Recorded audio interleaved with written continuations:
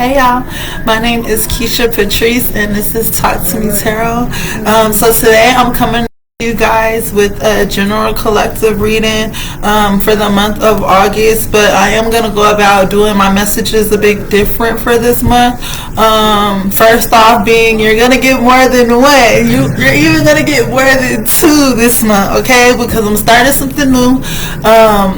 And the whole purpose of this is I'm trying to mesh my passion and purpose with my education, because not only is it my purpose to use this channel to give people new insight and perspective that'll help them heal, but I also want to provide you guys with like information and tools that'll help you heal. So if you're someone who don't just watch these videos, but you take the information and you apply it to your life, which is turning it into wisdom,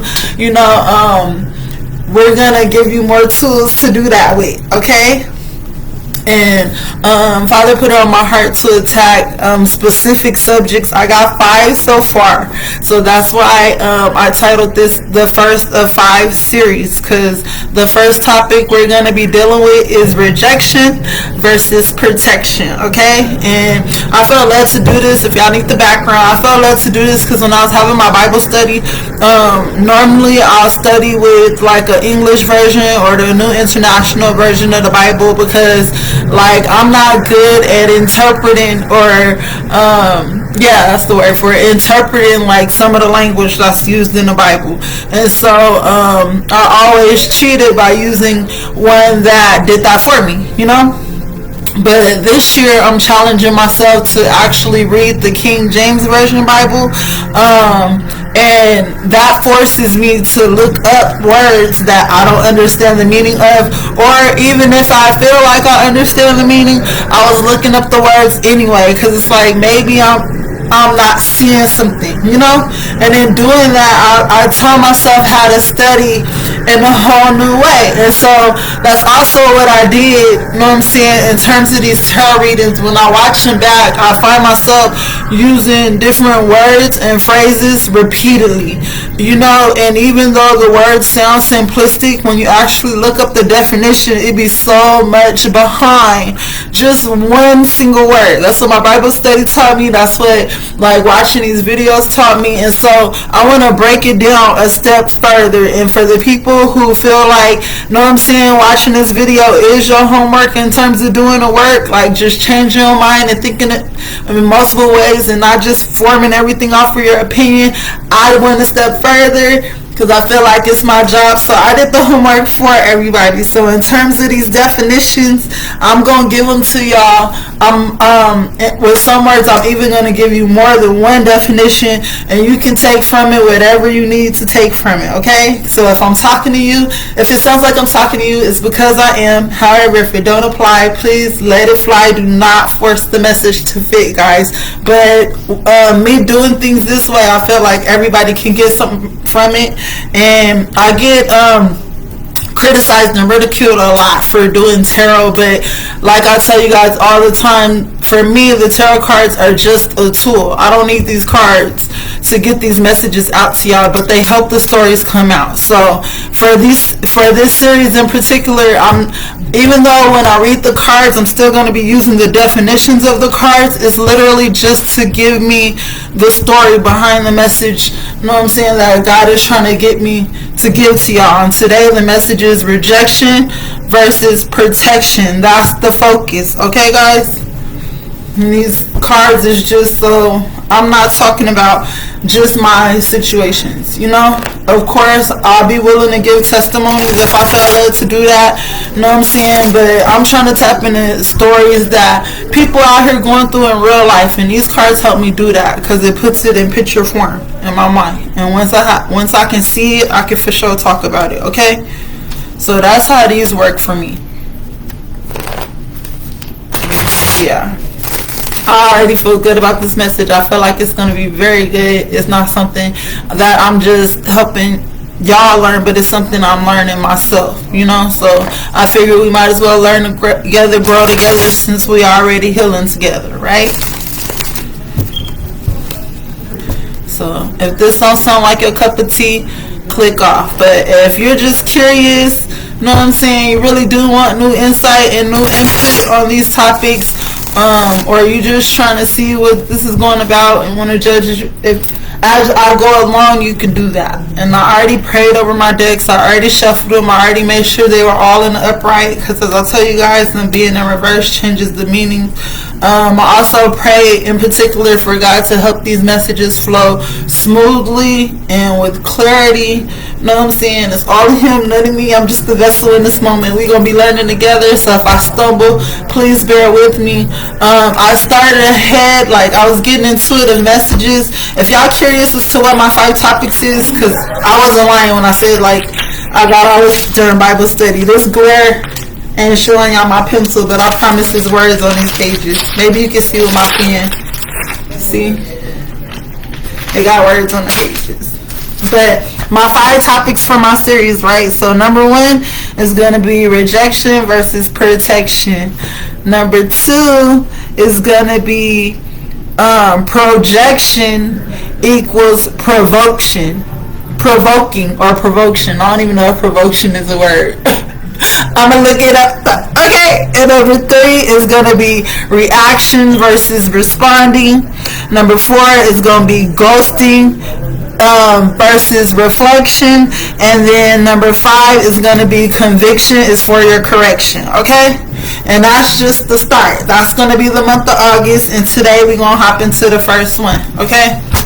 So in terms of pulling cards, I'm really winging it, guys. I'm gonna get better with these series as we go along, but I felt led to do this, and I wasn't really told in advance how to implement my cards into it. So I'm gonna start my readings like I always do. I'm gonna pull a 5-card spread, and the question is gonna be focused on what you guys are being rejected by, or what you guys are looking at as a form of rejection, okay? And then we're going to implement the definition of protection, which battles against that, okay? So protection is going to be your tool to heal from things that are making you feel rejected, if that makes sense to y'all. I hope that makes sense to y'all.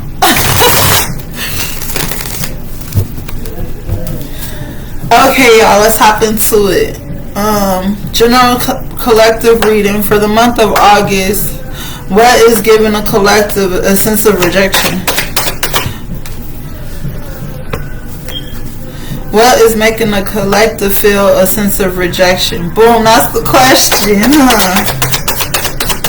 I'm telling y'all, I'm listening. I'm being real obedient with this.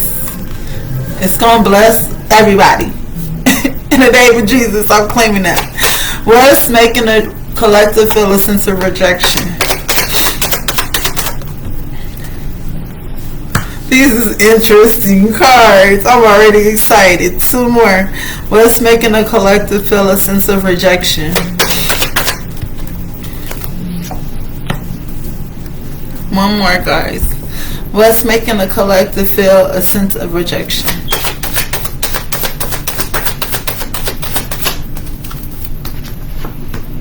Ooh, this is gonna be good.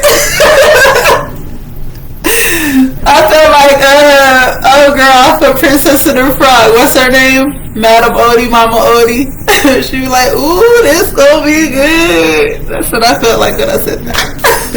Okay, guys. For one, it's important for me to give y'all this definition. Now, let me tell y'all how I study when it comes to definitions, okay? So, if I look up a word, so in this case, rejection, and it has multiple words in the definition itself that I feel like can break down further, I'll look those up too. And as a whole, when I read everything I wrote down together, you know what I'm saying, ain't no more questioning what the word mean. I'll try to break it down to the point where it's like anyone can understand it. So that's what I do with these definitions, okay? So the word rejection, the dictionary definition of the word rejection is the dismissal or the refusing of a proposal, idea, etc., right? The second definition was the spurning or of a person's affection. All right. So I looked up the word. We know what dismissal means. We know what refusal means. So dismissal means like ain't really paying that much attention to it. It's not really a huge concern, right? Or you just refuse it altogether, flat out, like it's a no for me, dog. You feel me? The word spurning means to push something away. So the second definition means the pushing away of a person's affections. And when I break down the word affections, because that's an open-ended word to me too, it says a feeling or a liking and caring for someone or something, or a tender attachment, which is an extra part of something that can be connected to something to perform a particular function, which means a thing that you're dependent upon or they're dependent upon. And when you break down when you put all that together, it's pretty much saying when someone feels rejected, you feel like multiple things. You might feel like someone's pushing you away. You might feel like somebody's refusing like your ideas, your proposals, your way of thinking, your way of speaking, your way of living. You know what I'm saying? You just feel like they're refusing to accept you for who you are. You know, you also might feel like this person don't like me, or this person don't care for me like that. Or you might feel like what I got by a tender attachment, the opposite for that to me is like you might feel like you're easily discarded. You know what I'm saying? Like you feel like whoever you're dealing with feel like they can just throw you away anytime, like you're not necessarily needed there, you know? Or it means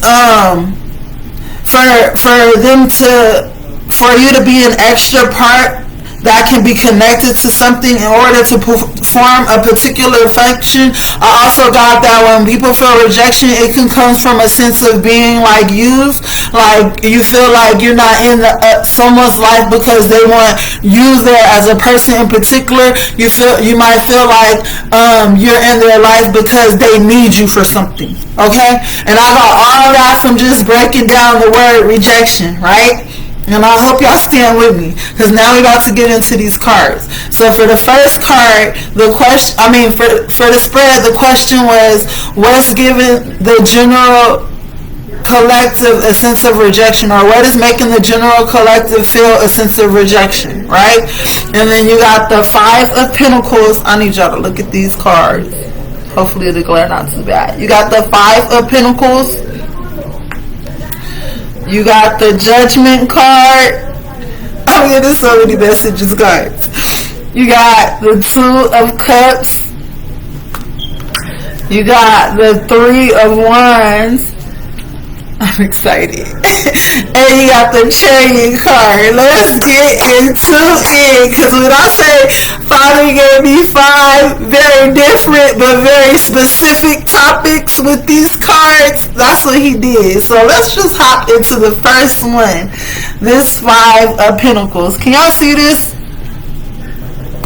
So in sense of rejection with this Five of Pentacles, I'm getting this is you're feeling rejected in terms of stability. For whoever is connecting to this Five of Pentacles card, you're feeling like every time you take 2 steps forward, you end up taking 5 steps backwards. Every time I feel like I finally caught up with something, then boom, something else happens, and I find myself right back where I started. Every time I get started with something and excited about something, boom, something catches me off guard, or a wrench gets thrown in my plans, and know what I'm saying, I can't finish, know what I'm saying, what I started. Things along those lines. Or every time I put my trust in something, my faith in something, know what I'm saying, I end up being let down or feeling rejected or disappointed. Know what I'm saying? Or every time I put myself out there, know what I'm saying, every time I trust something, every time I give something the benefit of the doubt, I'm hearing things of that nature, guys. Know what I'm saying? It never works out in my favor. Long story short. And this is making you feel unstable in life. This is making you feel Like, something's gotta give. Father, something needs to change. You know what I'm saying? You tired of robbing Peter to pay Paul. You know what I'm saying? You tired of giving somebody the benefit of the doubt. You're tired of putting your trust in people who can't be trusted. You're tired of feeling like your life is going in circles. I'm hearing all that, guys, okay? In terms of sensitive rejection and with this Five of Pentacles. And that's just the Five of Pentacles, okay? Moving along. We're going to address all these cards, and then we're going to get into what we do about it to fix it, okay? And not just a temporary fix either. We're looking for permanent solutions, okay, guys? So all these cards can go together. You can relate to all five of them, just one of them, just a few of them. Again, if it sounds like I'm talking to you, it's because I am. Alright, that being said, card number 2, the Judgment card. Somebody is feeling a sense of rejection in the sense that you feel like you don't make the best decisions for yourself, you know? Or you trying to make a decision that benefits everybody, leaves you asked out. Or you're struggling trying to figure out the difference between, you know what I'm saying, your intuition, you know what I'm saying, your gut feelings, and your discernment. Like, what's the difference? I don't know. Is this me talking? You know what I'm saying? Is this my conscious talking? Is this my fear talking? My trauma talking? You know what I'm saying? If you relate to this Judgment card, you know what I'm saying, you struggle to know the difference. You know what I'm saying? You got an angel on your one shoulder, a devil on the other one. You know what I'm saying? Both of them spitting game in each ear. You know what I'm saying? Both of them making sense to you. You don't know what to do about it. Or, you know what I'm saying? Or this could also be, I'm hearing somebody who has experienced enough life in a specific area to the point where you feel like you know better. But your issue with yourself is, even though you feel like you know better, you also recognize patterns that you're still performing, you know what I'm saying, ways you're still moving to where it's like, dang, even though I know better, I'm not necessarily doing better. Or even though I know better, like, doing better is way harder than I thought. Or even though I know better and I'm trying to do better, I'm still messing up every once in a while. You know what I'm saying? I'm not good at this yet. I'm struggling to actually do better, even though I know better. Judgment card, okay? Card number 3, the Two of Cups. You know what I'm saying? In terms of the Two of Cups, this is going to be attacking rejection when it comes to relationships, okay? When I say relationships, I'm not just talking romantic relationships. This could be with family, this could be with friends, this could be with a romantic partner, it could be with co-workers, you know what I'm saying? It could be with business partners, you know what I'm saying? Mentors, all know your life. You know what I'm saying? Spiritual relationships, all of your life. Any relationship, you know what I'm saying, that is making you feel a sense of rejection in the terms of, should I be dealing with this other person? Are we equally yoked? Are they an asset in my life, or are they a liability? You know what I'm saying? Should I give this person the benefit of the doubt? Is this someone I should be trusting? Or should I, you know what I'm saying, trust my instincts, you know what I'm saying, and what I already know, what they've already shown me, regardless of what they're saying. You know what I'm saying? This is, give it to me, Father. I had it. He said, pick up the card. Okay. This is also in terms of equally yoked. You know what I'm saying? You might have started off with building a wonderful relationship with somebody, but over time you're seeing that relationship change. And you want to know, like, is it the relationship that's changing? Is it the other person that's changing? Is it me that's changing? All of the above. Like, how am I supposed to deal with the changes that's happening within this relationship to the point where we can get back on the same page? Because for some reason you're feeling rejected rejected by whoever you're in this relationship with. Know what I'm saying? This is giving me the energy of somebody who's feeling like they're in a relationship all by themselves. Or this is giving me the energy of someone who feels like they're putting in all the work to save this relationship or make this relationship work. This is giving me the energy where it's like, dang, I'm the only one growing in this relationship. So does that mean I'm supposed to stick around and teach them what I'm learning so they can go with me? Or, know what I'm saying, should I cut my losses right here and move forward? Know what I'm saying? And if they're meant to be in my life, they'll catch up. Know what I'm saying? This is giving me things like that in that nature with this Two of Cups. We're going to dig into it, okay? Moving along, we got the fourth card. And this is the Three of the Wands. The Three of Wands brings the energy of either import, export, I heard instantly. Okay, we're going to deal with that. This is also giving me the energy of, should I stay? Should I go? I don't know. You feel me? That's this energy with the Three of Wands. This is, know what I'm saying, maybe someone has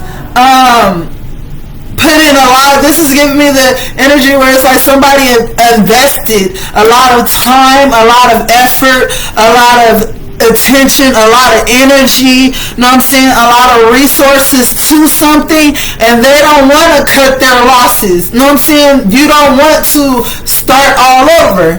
Know what I'm saying? And you're waiting around to get a payment on your investment. Long story short, it's like, I didn't put in all this work for nothing. I didn't, know what I'm saying, make this situation better for the next person. I did all this for me. Know what I'm saying? And you are thugging it. You're waiting it out. Know what I'm saying? And your question in terms of rejection is, know what I'm saying, am I sticking around in this for nothing or no? Know what I'm saying? Am I going to see a payment on a return on this investment? Thank you, Father. That's the word I was looking for. You're looking for a return on your investment. You feel like you fed into the potential of something.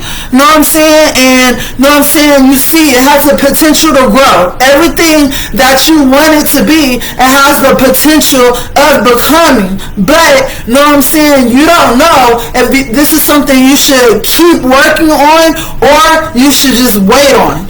Know what I'm saying? And the battle is in the wait for you. The battle is in being patient for you if you're connected to this Three of Wands, because you don't want to wait.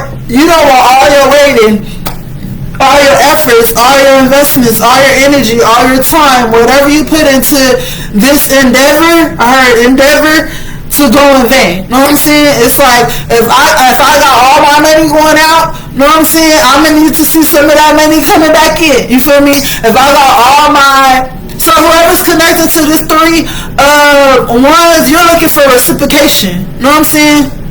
Or a return on your investment, period. Know what I'm saying? You're not doing this for nothing. Know what I'm saying? You do have expectations when it comes to what you're looking for out of this. If you connect to this Three of Wands, okay?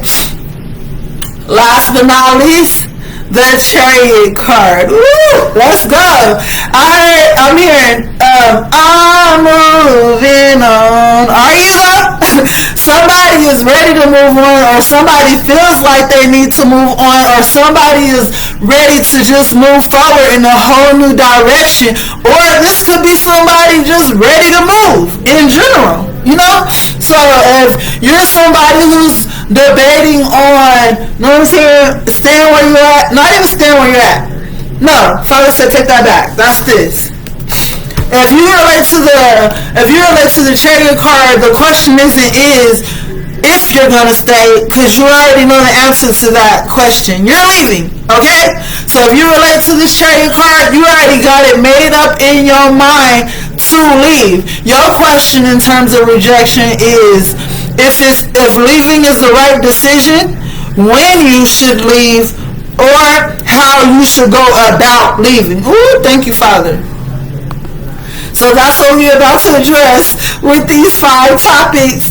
You know what I'm saying? In terms of rejection and protection. Excuse me, guys. I gotta grab tissue for my nose, because when I be on, wipe me down, it gets to running, and right now it's starting to run. So give me a second.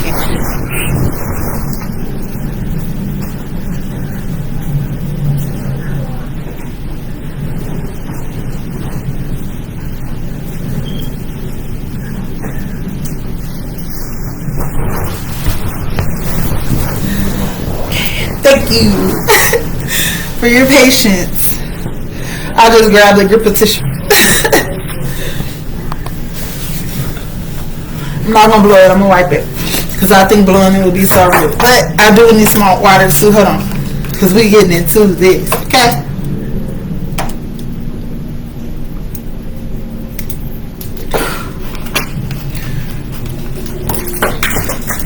Okay, so I'm going to clarify these cards too with a whole nother deck, which also has all the same cards as this deck. You know what I'm saying? Just different deck, right? Same meaning, same picture, same all that. But I'm going to use it to clarify each card so I can know if we're talking about person, place, or thing with some of these. You know what I'm saying? It's just more information. Okay? So give me more information on this Five of Pentacles.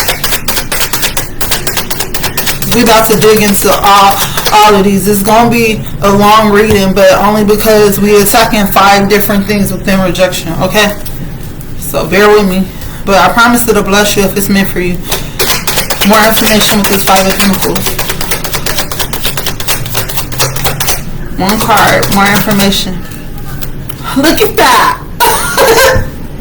On top of the Five of Pentacles, you got the Judgment card, which is crazy because, like I said, Judgment is our next topic. We're going to get into it. But, so you got the Judgment card. Okay, clarified in the Five of Pentacles, which means in terms of, and you got the Nine of Wands at the bottom of the deck. Let's get into it. Okay, so in terms of like why you feel left out in the cold, or why you feel like giving somebody the benefit of the doubt backfired, you know what I'm saying? This could be like a betrayal. You feel like somebody left you hanging, or you ended up in this situation again and again, like your life is going in circles, like dang, like it always happens to me type energy. Like I'm always the one that ends up heartbroken. I'm always the one that ends up left out in the cold. I'm always, you know what I'm saying, the one getting left behind or ghosted. I'm always the one who, you know what I'm saying, ends up paying the cost. You know what I'm saying?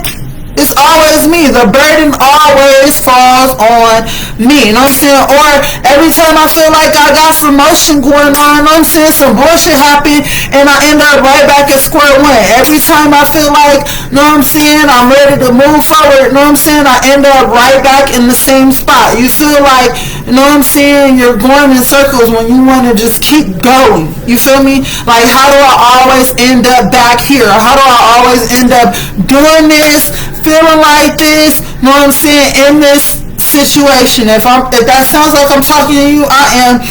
And your reasoning behind it, you know what I'm saying, when you break it down, you blame yourself. You blame yourself for, I'm going to say card 1. Card 1, you blame yourself every time something like this happens. And God is saying that, yes, some of the stuff is on you, but some of the stuff is just out of your control. And on top of that, you're looking at it completely wrong. Because like I said, the Judgment card is also a card of discernment. You know what I'm saying? So you could be looking at this from the wrong perspective. You know what I'm saying? You gotta look at your situation in terms of your patterns. For this one, card 1, if you want to fix this situation, you literally have to study your own patterns. If you keep ending back up in this situation, back up in this position, you're always the one that's left out in the cold, however you want to put it. You know what I'm saying? You're always the one being betrayed. You always giving somebody the benefit of the doubt just for them to disappoint you. Whatever the situation is, I don't know your life. Father is saying the common denominator in this, boo, is you.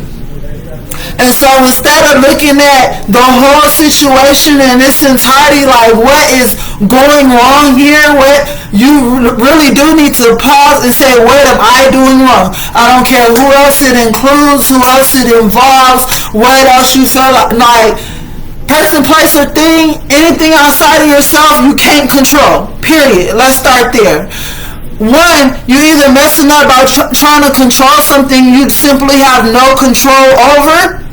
2, know what I'm saying, a person is being real with you from the jump. Know what I'm saying? You feeling rejected because, again, rejection means the dismissal or refusing of a proposal or idea or something, or the pushing away of affection. So it's like you'll find yourself liking something or really wanting to fuck with something and do something. Know what I'm saying? Or you'll have this bright idea, right? I'm gonna break it down for y'all. You'll have this bright idea, know what I'm saying? And you don't want to throw it out there with whoever you're working with, or you're just throwing it into the atmosphere. You know what I'm saying? You're speaking it into existence. You're trying to manifest this thing, right? Person plus thing. I don't know your life. But it's your idea, it's your proposal, it's your perspective, it's something you want, it's something you like, something you care about, right? Something you feel connected to. Know what I'm saying? Something you want to function properly in your life, right? Right. And the problem is, every time you fucking put something in the atmosphere out there like that, every time you bet on yourself, that's how you looking at it. I'm hearing shit like that. Every time I bet on myself, every time I bet on us, every time, you know what I'm saying, I start out so confident, I start out so on fire, so passionate, so ready to do something, right? Why does it always fail, right? That's the question. Person plus the thing. I don't know your life. And Father is saying, you gotta look at your pattern. Like, what are you doing? You know what I'm saying? Because it said the tender attachment and an extra part. So it's like, what are you doing extra? I had to pause when I said that. What are you doing extra? Because if you want something to work in a particular way, know what I'm saying? Because that's part of like these proposals, these ideas, these, know what I'm saying, thoughts, these benefits of the doubt. Like a benefit, a proposal, an idea, know what I'm saying, a concept, an investment. All these are specific things. You know exactly what you want to do, right? You know exactly how you want this thing to work. You know exactly how you want this thing to turn out. So Father is saying, what are you doing exactly? Exactly. You have to study your patterns in a sense where it's like, what's the common denominator outside of you? Okay, every time I do this, this happens. Why? Are you doing it the same way every time and expecting a different result? Or are you doing it with the same person or the same resources, or, you know what I'm saying, materials, the same amount of money, the same concept? Okay, give me an example, Father. Make it plain. Okay, let's say, you know what I'm saying, it's on my heart to, I'll use myself as an example. I've been trying to go to school for years, right? Let's not make this about a person, just to give y'all an example. I've been trying to go to school for years, right? College, and be successful. You know what I'm saying? My goal for school is to graduate. Period. Point blank. Do I have a reason I want to graduate? Yep. You know what I'm saying? Do I have a specific study? Do I have a specific subject I'm studying that I want to graduate from? Yep. You know what I'm saying? Do I got all the resources and tools I need to graduate? Yep. But how come I've been unsuccessful with that in the past? You know what I'm saying? That's the question I had to ask myself before I went to school this time. And figuring out what went wrong before, you know what I'm saying? It's a guide in terms of how to get it right the next time. So last time, you know what I'm saying, the first time I wasn't successful when I tried to go to college, it's because I was pregnant as fuck. You know what I'm saying? And my youngest son came early, 2 months early, smack dead in the middle of my finals. What's that? Something I had absolutely no control over. Point blank, period. So it was up to me if I wanted to graduate, was to have my son do what I needed to do, take the necessary steps, you know what I'm saying, to put myself in a position where I could go back successfully and not have, you know what I'm saying, the newfound responsibilities of being a mother on top of being a student get in my way.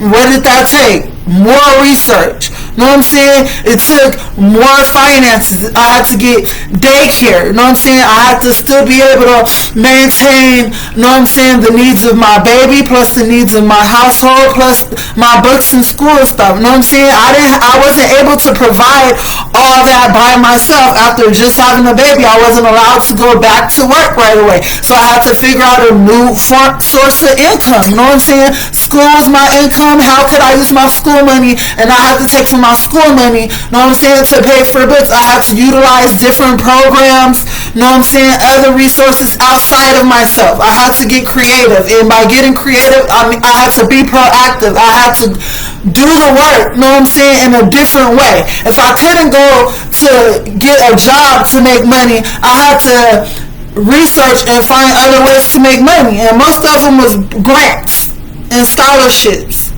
that I didn't even know about. Free money, believe it or not, is out there. I can get a scholarship for being a twin. Stupid shit like that, right?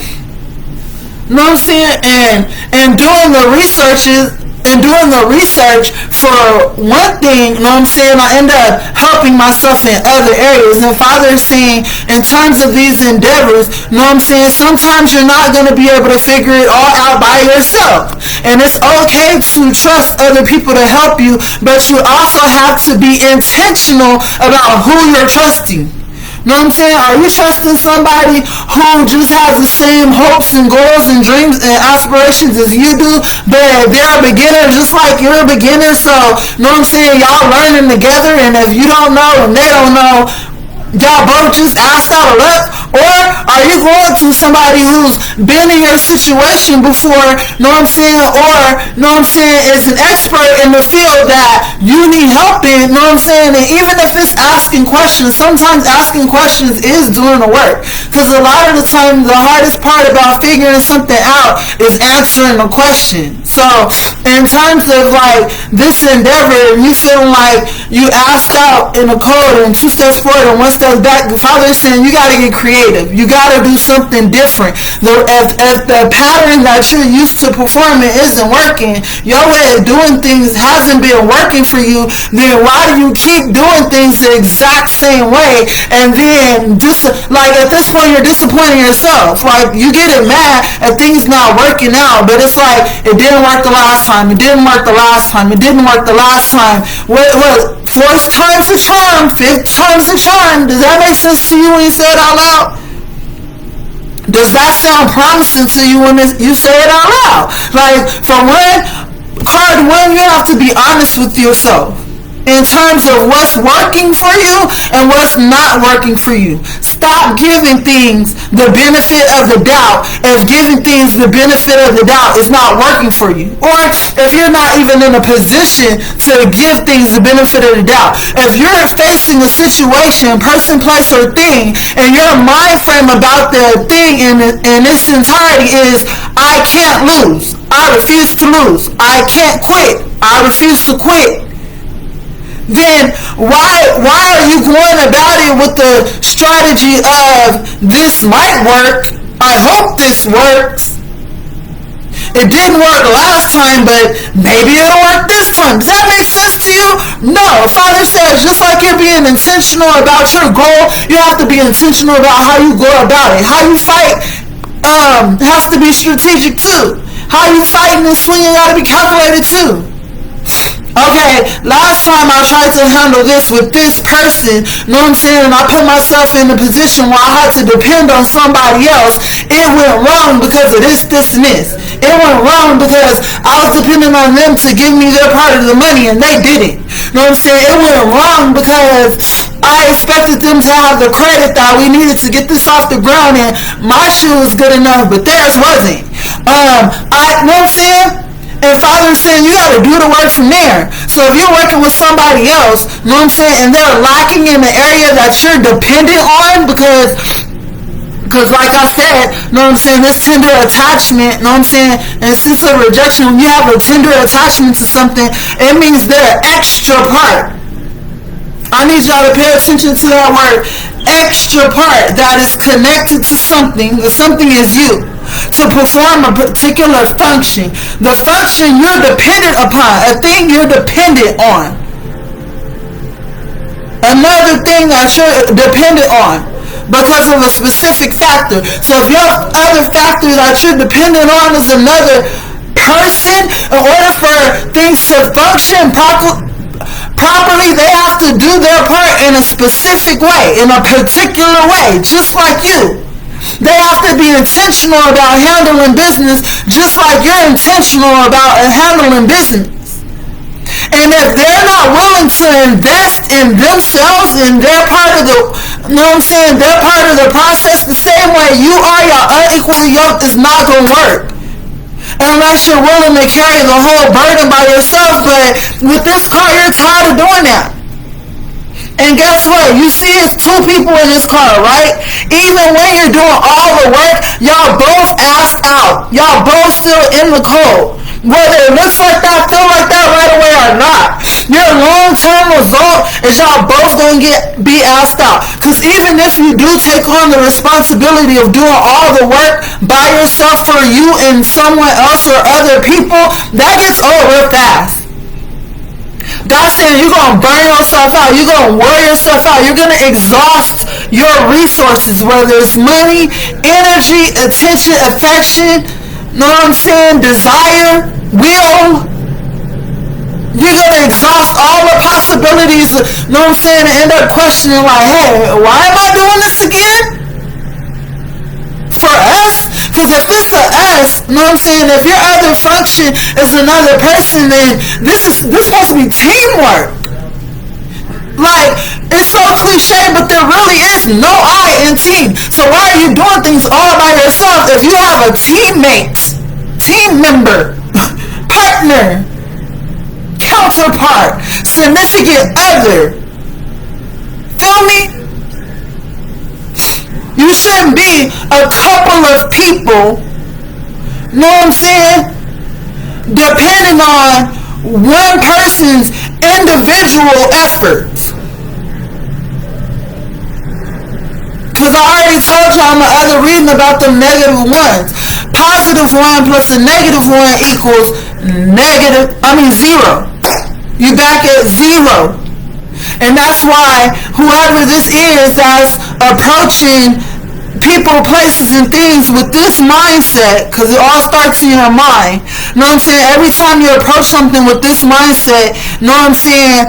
I got it. I can do it. Regardless of who you're working with, if you always feel like everything is falling on your shoulders and your shoulders alone, and you're working to be successful for not just you, but multiple people, that's the problem. I don't care who it is, person, place, or thing. If it's people, if you're a fucking single parent and you're fighting to be successful for your entire family should be playing some kind of supportive role in your goals.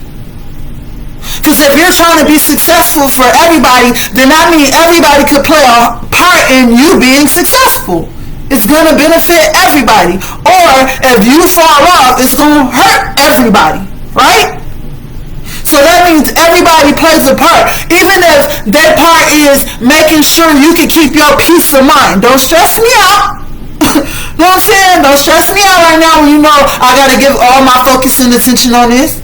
Know what I'm saying? If I'm busting my ass working 12-hour shifts at work, know what I'm saying? That means by the time I come home, I shouldn't have to worry about taking things at home and y'all home all day. Know what I'm saying? Everybody can play a part. Know what I'm saying? If I can focus, if I'm a full-time student and I'm working and y'all gotta go to school, then I need you to play your part in doing what you're supposed to do in school, so I ain't gotta worry about my shit and your shit. You feel me? If it's a relationship, you know what I'm saying, and y'all working together towards something, let's say y'all a brand new couple and y'all trying to get a fucking apartment together, y'all finally ready to take it to the next step and move in together. The rent alone isn't one person's responsibility. Even if that one person is the only one with a job, even if I'm the only one with a job, okay, cool, my income gonna pay for the apartment, but you can help me look for that bitch. You can help me find something within our budget. You feel me? You can do some of this footwork, is my point. People are disappointing you. Things are disappointing you because you're not doing anything different. You're letting all the weight fall on your shoulders. When time and experience has already taught you that you can't do it by yourself as much as you want to. When Father has you working on team projects, He wants it to include the whole team. Because Father is saying the reason why it keeps failing, if you're not utilizing your whole team in a team situation, is because He's looking at you like, if you're going to do shit by yourself anyway, then I might as well have your ass by yourself. That's where cliche phrases like I can do bad or by myself come from. Because ain't no way you should be dealing with or working with something else, someone else, know what I'm saying, towards something else, and know what I'm saying, it not be benefiting you. It should be adding to you. It should be an asset, not a liability. So if you're working with something or someone and it's taking away from you, chances are you're not supposed to be working with that something or someone. Or there's something you're not seeing. You're supposed to be doing it different. Which brings us into card number 2, the judgment card. The difference between your intuition, your gut feeling, your discernment, that inkling, know what I'm saying, your vision, in terms of your vision, your idea, your proposal, your goal, your dream, all my life, whatever you call it, your passion, your purpose. Again, common denominator, you. Can't nobody do it like you. Ain't nobody gonna care about it like you. Ain't nobody gonna want it as bad as you do. If it fails, guess who's gonna hurt for sure? You. Know what I'm saying? So don't put yourself in a position where you're putting other things before yourself. Because the one thing we can all agree on is the main thing it's going to take for anything in your life to work is you working. You have to be able to function properly. You have to care about it. You have to like it. You have to connect to it. You have to fight for it. You. Regardless of what any other person, place, and thing is doing. Once you make up your mind to do something, it's up to you and you alone. If you get outside help, cool. That's a bonus. But whether you have help or not, it should never stop you doing from everything that you can do for your situation. Because guess what? Like, let's say I was part of that couple, know what I'm saying, who wanted to move in together. And we do that shit. We finally do it. And I have an income, know what I'm saying? I knew my partner didn't have no income, know what I'm saying, when we moved in. It was on me. But my partner also reassured me that, know what I'm saying, after we got into it, know what I'm saying, as soon as they got a job, they was going to start helping me financially to keep our apartment straight. Know what I'm saying? Apartment consists of rent and bills and the necessities that go in that bitch. We're gonna need furniture, we're gonna need food, we're gonna need hygiene products, plus keep our lights and water and gas bill paid, plus the rent. Know what I'm saying? So when you signed up for this apartment, you wasn't just signing up to pay rent. So that means, guess what? When you have a partner in a relationship and y'all working together, it's supposed to be 100, 50, I'll say 100, but it's supposed to be at least 50-50 on everything because y'all partners in this. Y'all agreed to this. This was a joint decision, right? And y'all move in with just your finances and, know what I'm saying, they helping, know what I'm saying, she cooking and cleaning and stuff while you at work, getting lunch and stuff ready, or he taking the trash out and fixing everything around the house and putting shit together all night life. Know what I'm saying? Then boom, he finally get a job, or she finally get a job too. And you looking at it like, cool, now our check's gonna stretch. You know what I'm saying? We both can pay this rent. We both can pay these bills. We both can buy the shit around the house. And your partner look at you and say some shit like, I just agreed to help pay the rent. Well, when we talked about moving in together, we was just talking about rent. We didn't say nothing about bills and hygiene. And I could buy my own food and I could buy my own, let's just say, all day life. Let's just say it's that bad. You know what I'm saying? Let's say it's not even your partner, it's a roommate. You know what I'm saying? Y'all homies and y'all decided upon this. And they feel like paying rent is enough. Why I gotta pay for cable when you already got cable in your name? I could just use your cable. And why I gotta care about, you know what I'm saying, going out, you know what I'm saying, and buying food when you already got food in the fridge? If your stuff ran out, then I'll go buy some food. What if you have that kind of partner? God is saying, like, you gotta prepare for the unexpected. All by yourself. You gotta be your own cushion. You know what I'm saying? If you just gonna insist on working with somebody else, then you still gotta cover yourself on the back end. Alright, what happens if they fall through?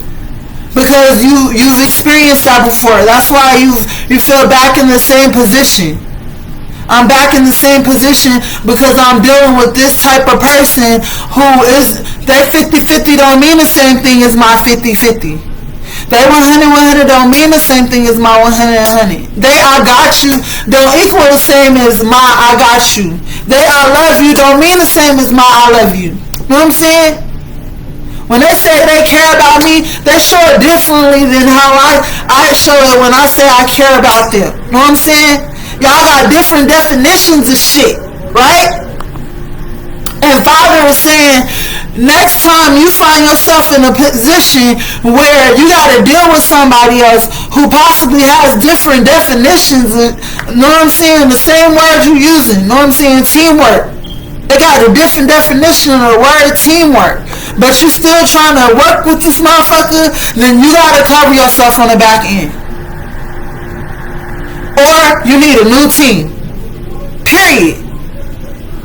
Because you know what you're dealing with in advance. So prepare for it in advance. Don't wait till you asked out in the cold. Don't wait till the last minute to make important decisions, life-changing, life-altering decisions. Because you know every month the rent due on the 1st. You know what I'm saying? Every month. So don't put yourself in a position where you're going to get evicted because you're roommating with somebody who, you know what I'm saying, ain't dependable. You can't always depend on them to have all their rent. And in some cases, even some of their rent. And if you can't afford to do it by yourself like that, with this person, then you shouldn't be working with that person if that's the type of mentality and behaviors they're showing you. You know what I'm saying? Because that's how you end up feeling used, end up feeling betrayed, end up feeling asked out. Even if this ain't a financial situation, this could be happening to someone emotionally, Father says. Emotionally. You know what I'm saying? You're in a relationship, let's put it on family this time, Father says. Yep, let's use family as an example. You got a drunk uncle, right? He accept me the way I am. This is how I am. You know what I'm saying? I'm 65. I'm set in my ways. I'm senile as fuck.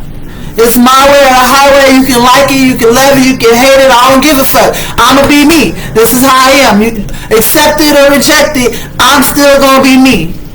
Hate it or love it, I'm still gonna be me. But my drunk ass let the fuck out of you. I want a position in your life. And sometimes we cool, and sometimes I'm absolutely no good for you. And you're in a position in life where you can't afford to be around people who are no good for you. You trying to handle business, stand on business, grow, change. Let's say your drunk uncle was your favorite fucking uncle when you drunk too. You know what I'm saying? But now you change your life. You don't want to drink no more. Or now you just drink sociably. Know what I'm saying? If it's a party or a function or something, alright, cool. I might enjoy my drink, a little drink here or there. But like on the everyday regular, how we used to do it, nah, I ain't doing none of that. And he don't respect your wishes nor your boundaries. He bring his drunk ass in your circle every fucking day. Not only is he coming around you every fucking day, he drunk as fuck and be on some drunk, toxic bullshit. On top of that, he got the nerve to be peer pressuring your ass to drink at the same time. Know what you want. Is it his fault if you start drinking again or yours? Father is saying.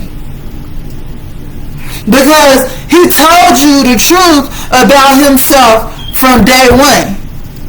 Just because you put a healthy boundary in place, thank you, Father. Just because you put a healthy boundary in place, is it his responsibility to fucking respect your healthy boundary, or is it your responsibility to enforce it? Father is saying the only reason why a lot of you guys are feeling betrayed and, know what I'm saying, what was the other word you gave me? It taken away. Like a lot of thank you. The reason why a lot of you guys are feeling betrayed and disappointed and let down and misunderstood and unheard and neglected and oh my gosh, you just don't give a fuck about me. Why would you put me in that? Like, it's your fault. Father's saying it's your fault. Take some fucking accountability.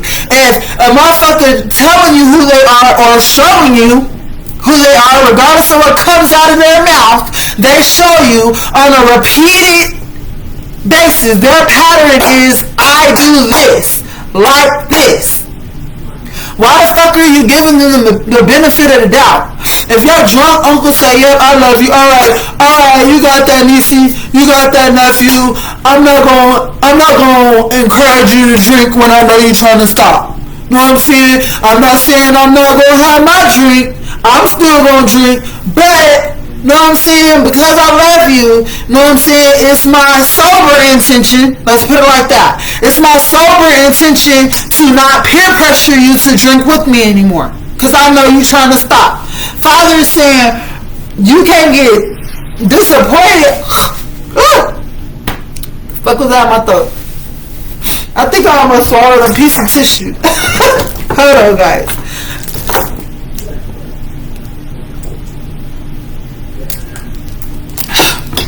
Thank you, Father. Father is saying, regardless of how good someone's intention is, the healthy boundaries are in place for a reason. They need to be enforced for a reason. You made it for a reason, to protect yourself. So that's your responsibility.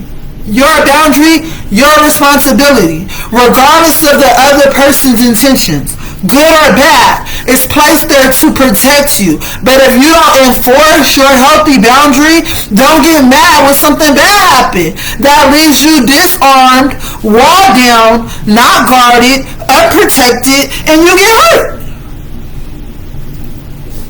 You know what I'm saying? Discernment. Okay, I love my uncle. Know what I'm saying? I know my uncle's an alcoholic. I'm not judging him.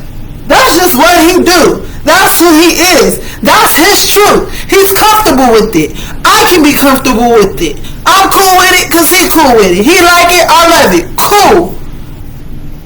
But the same goes for you. Your intention. I don't drink anymore. I still want to have a relationship with my favorite uncle. I just want to be able to do that without fucking drinking. That takes discipline on your end. That has nothing to do with your uncle. So even when favorite uncle comes up in your face talking about, here niecey, here nephew, just come on, drink with me, drink with me, drink with me, and you get mad. You said you weren't gonna do that no more. We already had this fucking talk, you know what I'm saying? You said you wasn't gonna peer pressure me if I came around you. If I fucking come around you and you're gonna be peer pressuring me to drink, then I ain't gonna come around you no more. Right? Conversation went like that, cool. You come around him again, you know what I'm saying? You dip out, protect yourself. Day 1, cool, check, did it. Day 2, he do the exact same shit. And Father is saying you got to get fed up to the point where you get tired of leaving and stay going until you're disciplined enough to be around him and that not bother you. Or you can be around him and just stick to, know what I'm saying, your boundary. You gotta get to the point. The point is, you gotta get to the point where you can be around your favorite uncle, and regardless of how many times he be like, here nephew, come on, niecey, come on, drink. You just stick to your boundary and don't drink. And if you can't stick to your healthy boundary and not drink, know what I'm saying? If every time you go around your favorite uncle, you're jeopardizing your own sobriety, the goal you set forth for yourself. Know what I'm saying? Every time you go around, you're putting yourself at risk because you want to drink with him. Know what I'm saying? You don't want to drink no other time. It's just with favorite uncle. And it's always okay to just be like, alright, this one time when you're around him, you're putting yourself in that position. Point blank, period. It's not favorite uncle fault. It's yours. And Father is saying, that's the type of decisions you need to be looking at. Don't point the finger at the other person. Point it at yourself. You have no control over other people, places, and things. But guess what? No one else has control over you either, unless you give it to them. So when you relapse and drink again, is that your uncle fucking up or you? Because God's saying you been looking at it like it's your uncle fucking up. This why I don't come around people like this, man. This is what the fuck I be talking about. Know what I'm saying? How the fuck you love me? Know what I'm saying? I ask you not to fucking offer me something to drink when I come around you. Know what I'm saying? I ask you for one fucking thing. Not to fucking offer me nothing to drink when I come around you. Because you know I don't want to fucking do it. But every time I come around you, said you wasn't going to do it. Every time I come around you do that shit anyway. You fucked up. You made me.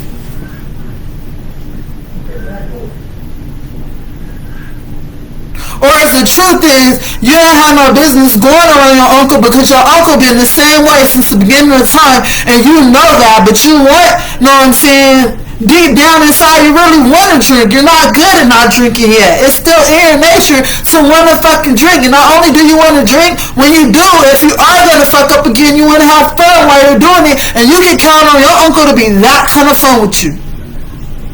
And so truthfully, he's your fucking scapegoat. Because it's easier to point your finger at your uncle and call him fucked up since he's comfortable being the bad guy than admit that the bad guy in this situation is you. The real villain is you. Because if, know what I'm saying, he was already a villain, guess what? Villains don't seek out other villains.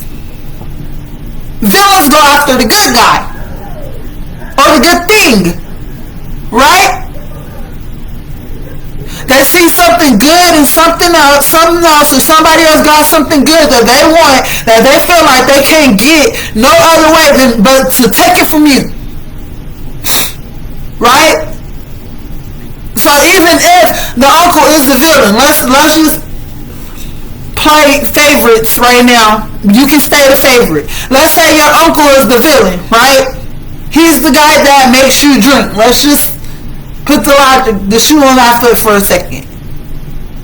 Two left feet. Let's have two left feet for a second. Let's just say, hey, uncle really is bad guy. Uncle really is a villain. He can make you drink. He can make you drink, even though you said you was gonna stop drinking. If you actually stop drinking, is that going to be a good thing to you or a bad thing to you? When you want to stop, a good thing, right? So why give up your good thing? You fight for everything else. Why not fight for your good thing? If I had a child sitting in front of me and you looking at that child is completely fucking innocent, right? And their innocence makes them good, right? They don't even know what alcohol is. And I'm the fucking villain. I'm the favorite uncle. And I went to give some alcohol to your fucking good ass, innocent ass child, are you gonna stop me? It's easy to say hell yeah when I put it like that, right? Hell yeah, I'm gonna stop you. Why? Because you're protecting that child's innocence. You're protecting the good in them that has no idea what alcohol is. And regardless of if they smart enough, know what I'm saying, let's say they do know alcohol is bad. I'm not supposed to drink that. You know what I'm saying? But they love you though, right? So if you're offering it to them, then, you know what I'm saying, maybe it's not so bad. Maybe I can have it. Innocence. And Father is saying that's what kind of innocence you are when you're going from, you know what I'm saying, doing something that was a habit to breaking it. That's how innocent you gotta look at yourself. You don't know no better. You're innocent. You don't know anything different. You're innocent. You've always done things this way. So to try something new, you know what I'm saying, is the innocent side of you. You have to protect that. Like you would an innocent ass child. Right? Just like you firm on your no when it comes to fuck no, you'll be ready to beat a nigga up before you let that child drink something, right? You gotta be the same way about yourself. When you're making positive changes, that's the innocence in it. You've never done it before. It's brand new. Every time you get it right, it gives you a sense of accomplishment. It makes you feel good. That's worth protecting. With a person, place, or thing. I don't know your life. But moving on to card 3, Father said we about to dig into the people. In terms of people, it is your responsibility to protect yourself. What's good, what you think is good, what you know to be good, what you want to unlearn, what you're learning. And Father is saying, if you're studying behaviors, you have to start with your own. Again, point the finger at yourself. It's easy to say, in terms of relationships, I don't want this, right? And everything you say you don't want, you have to be able to do for the other person. Because you get what you give, right? So if you want good communication, you have to be a good communicator. If you want someone who's faithful, you have to be faithful. If you want somebody that's trustworthy, you have to be trustworthy. If you want someone who's patient, you have to be patient. Right? If you want someone who's healthy, you have to be healthy. Right? And Father is saying for some reason, in terms of people, you feel rejected because one or two things. You're either asking for things that you cannot give, not doing the work to give, or you're attaching to yourself to people who can't give you what you're asking for. Period.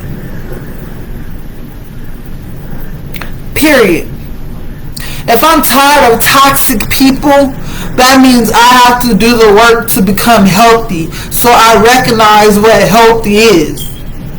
Because if not, toxic stuff is going to be healthy to me. Look healthy to me. Because it's going to be my normal. It's all I know. Right? If I grew up, example, Father says example. If I grew up in a household where I came from parents who were married, you know what I'm saying? My parents stayed together no matter what. My mom was loyal. She never left my father. And my father was loyal in the sense that he always came home, you know what I'm saying? He paid all the bills. He took care of everything, you know what I'm saying? But let's say my father was also controlling and beat my mama's ass on a regular, right? And And as a child, that's all I seen. That was my normal. The love was there, but he beat her ass on the regular for not playing her role as a woman sometimes. What? Dinner not on the table when I got home from work, bitch, I'm beating your ass. And he does. What? The kid got an F on their report card. On their book report. Didn't I tell you to help them with their book report? I did, but they didn't tell you. I'm beating your ass. Your responsibility. You the mother, right? Just beating your ass for everything, right? That was a normal thing. Didn't do something right, got your ass beat. And he was allowed to beat your ass because he was, in charge of the house. He was the man of the house. He made the money, he made the rules, right? That's the normal in his household, right? So when I grow up, and I get into a domestic violence relationship where he didn't beat my ass as much as my daddy beat my mama ass, but when he did beat my ass, it made sense to me because that's what my daddy did to my mama. It made sense. That's what men do. You step out of line, you don't play your role, you don't play your position, they're allowed to beat your ass, right? And that's my honest way, normal way of thinking, because that's all I know, it's all I've seen, it's all I've been taught. You know what I'm saying? My daddy never even called my mama by her first name. Her name was bitch, hoe, slut, come here. Right? And that's my normal. That's all I seen growing up. And father was saying, one day you meet somebody or you're in school or, you see a relationship of a different kind. You see a different married couple who've been together 50 years. And a wife got a job and a husband got a job. And a wife is a breadwinner and a husband, it's a breadwinner and everything is equal in their household. And you got to witness a situation where, the mama didn't have dinner on the table by the time the daddy got home. And guess what? He did not beat her ass. It was okay. And that sparked something in you to the point where you're like, dang, wait, that's a different kind of normal. It's foreign to me. You know what I'm saying? I'm looking at that shit like it's weird. I'm looking at him like he fucking up because he didn't beat her ass, right? And next thing I know, I'm in a relationship with somebody who told me, like, girl, what do you mean he beat you up? That's not okay. Now I got somebody telling me my normal is not okay. What the fuck you mean he not supposed to beat my ass? He not? Right? To the point where you start looking at like, dang, well, and they asking you questions like, well, if you have the choice, because that's what God is telling you, if you have the choice, what would you pick? Someone beating your ass every time you made a mistake, or not beating your ass every time you made a mistake? Would you rather them beat your ass, or would you rather them talk to you? Would you rather them beat your ass, or would you rather them hear you out and understand why you did what you did? Would you rather them beat your ass, or would you rather them show you the correct way of doing it? So next time you gotta do it, you get it right, and ain't gotta worry about it, right? And Father is saying, when you have the choice to decide for yourself in a relationship, you telling him all the fucking time, if I have the choice, Father, if I can have whatever I want healthy. I want someone that's going to love on me and take care of me, not just financially, but spiritually, emotionally, mentally, financially, physically. Know what I'm saying? I want somebody that matches me. I want somebody that's loving me, make me feel good about myself, and I can have fun with, and that hear me out and communicate with me properly and understand me. Know what I'm saying? I want a real partner, somebody I can work with and grow with, etc., etc. I don't know your life. I want a real partner. I want somebody who's going to reciprocate, right? And Father said, that's a tall order, but I can handle it. I got you. And it doesn't have to be a romantic relationship. Let's say this is family. I want my mama to understand that, know what I'm saying, she raised us the way that she raised us, but I'm raising my kids a different way. And even though she handled, know what I'm saying, her disciplinary tactic was giving her kids whoopings, know what I'm saying, I want to try gentle parenting, and I feel like a whooping doesn't solve everything. And even though I might not be putting my kids in time out, I feel like a lot of our issues can be handled with a conversation. I ain't gotta whip my kids. I can take their PlayStation away and phone away and get the same result that I would have got if I gave them a whooping. My parenting style is different from her parenting style, but it still works. So while we sitting up here arguing because I won't whip my kids just because she whipped your kid, I got damaged when she whipped me. Know what I'm saying? When she whipped me, that did something to me mentally. It fucked me up psychologically. I don't believe in whipping my kids. I would have handled it a different way.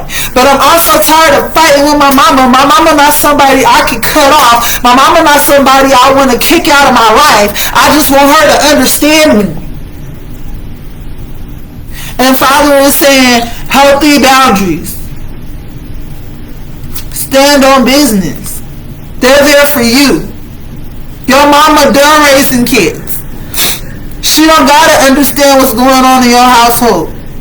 If you in her household and she feel like she can dictate how you raise your kids because you're in your household, then you got a decision to make. You need to either, know what I'm saying,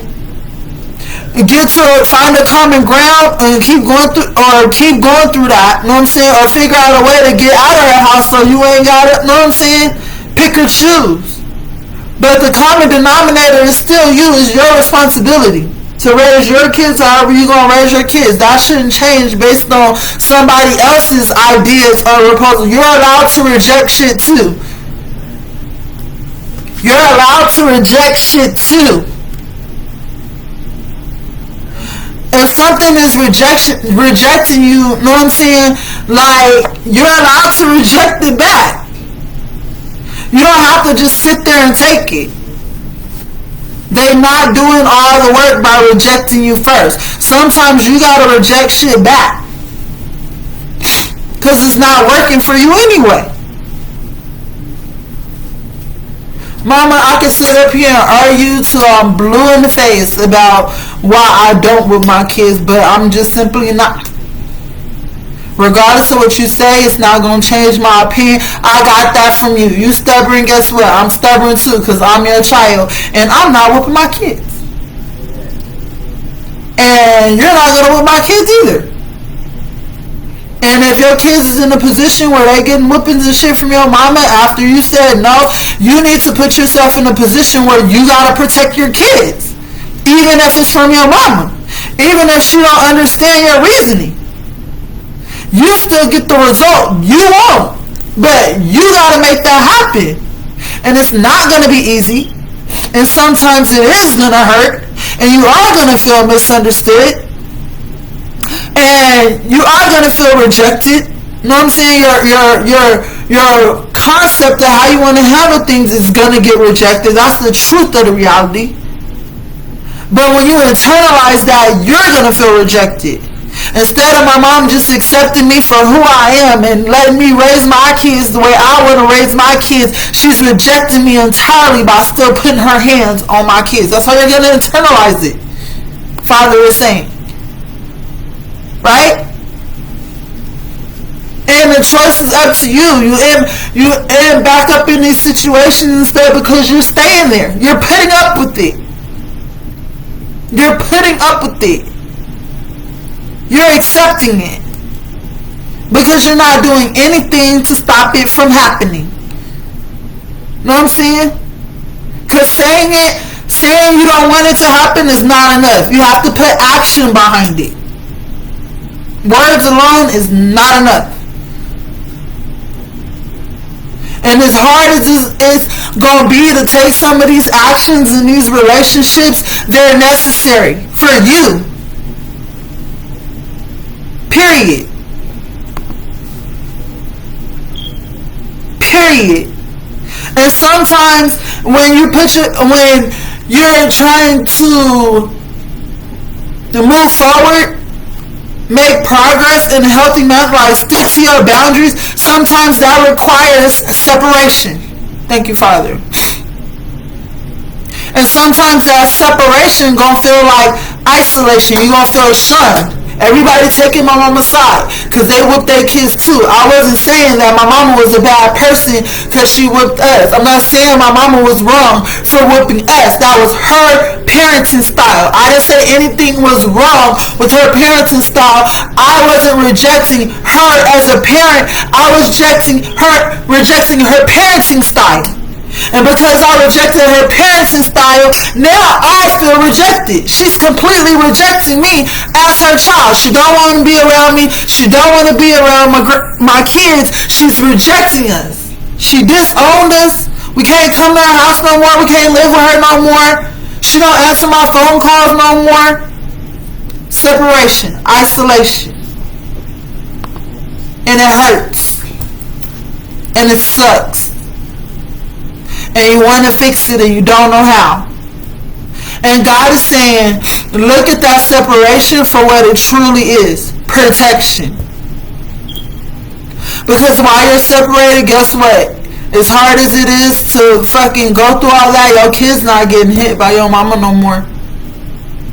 And you stuck into your healthy boundary because you're not whipping your kids either. And God is saying that separation is going to allow you time to reflect on what's important.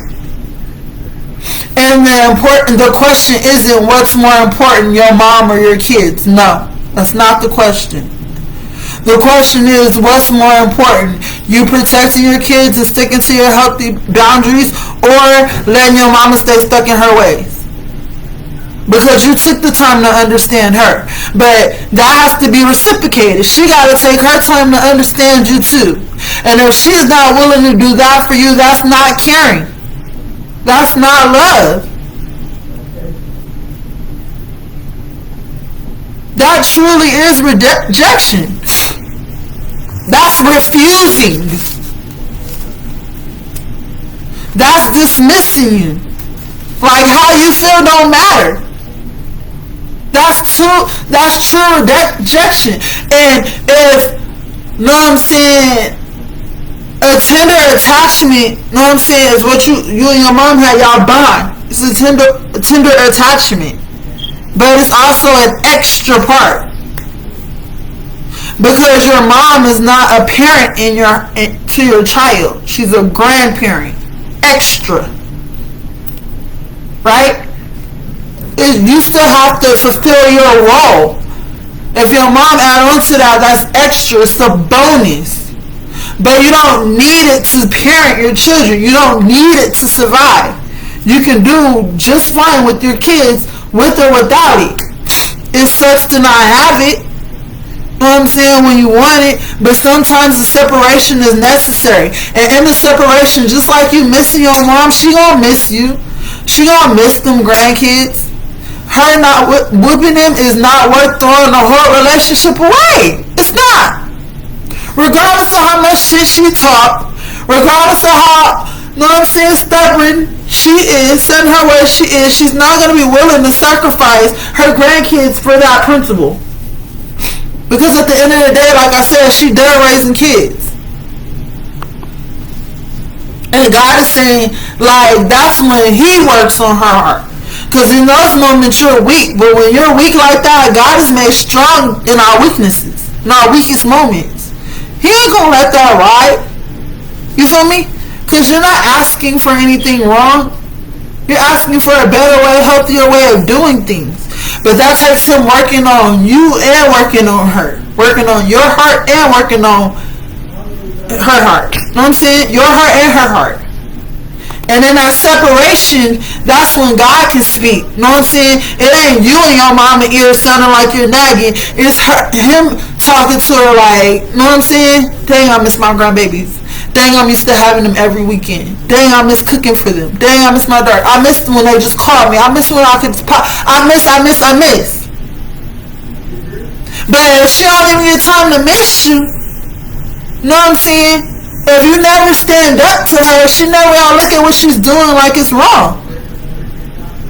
It's okay if you're accepting it. Period.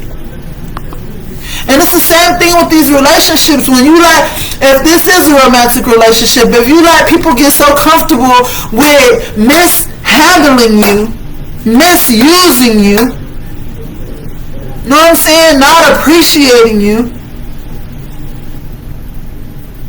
not valuing you. Know what I'm saying? If you make that your norm, if you never give them time to miss you, you never give them time to figure out, hey, what it feels like to not have you there. If you're always there, regardless of how somebody is treating you, you just stay and stay and stay. You thugging it out. You see that as loyal. Cool, you're loyal to them, but you're being disloyal to yourself. That's the lesson in it. Sometimes being loyal to other people means you have to be disloyal to yourself when it's toxic. And when you do that, you're teaching people that their feelings are more important than yours. And that's not the truth. You're trying to display. You're trying to say, I matter too. And God is saying, if you want people to treat you like you matter too, then you have to treat yourself like you matter too. Because if you're willing to sacrifice your needs, not just wants, but needs, for the sake of what somebody else say they want, why would they give that up?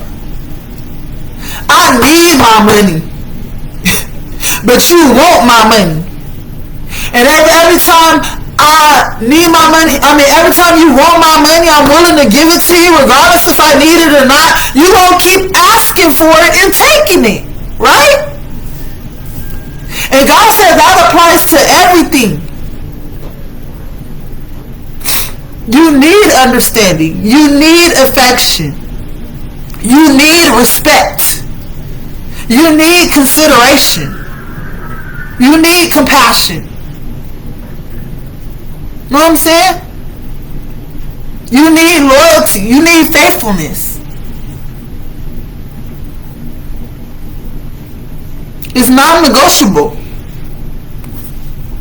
If it was anybody else, know what I'm saying, you would demand it.